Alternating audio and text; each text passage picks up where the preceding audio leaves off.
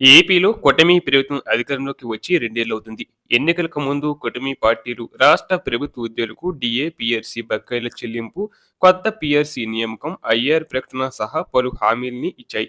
అయితే వీటిలో ఏ ఒక్కటి ఇప్పటివరకు నెరవేరలేదని వారంతా తీవ్ర అసంతృప్తిలో ఉన్నారు. ఇలాంటి సమయంలో ప్రభుత్వం ఒక కీలక నిర్ణయం తీసుకుంది.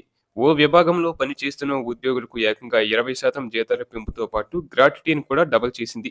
రాష్ట్రంలో ప్రాథమిక వ్యవసాయ పరపతి సంఘాల్లో పనిచేస్తున్న ఉద్యోగులకు జీతాల్ని 20% పెంచుతూ ప్రభుత్వం తాజాగా నిర్ణయం తీసుకుంది.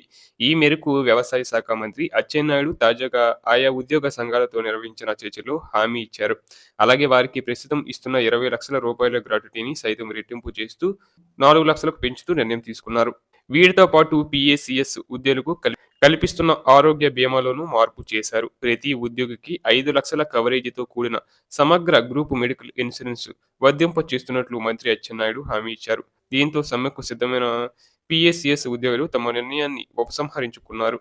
తాజాగా తీసుకున్న నిర్ణయాల అమలు కోసం ఉన్నత స్థాయి కమిటీని కూడా నియమిస్తామని మంత్రి వారికి తెలిపారు. అలాగే పీఏసీఎస్ ఉద్యోగుల ఇతర డిమాండ్లను కూడా పరిశీలించి ప్రభుత్వం త్వరలోనే ఓ నిర్ణయం తీసుకుంటుందన్నారు.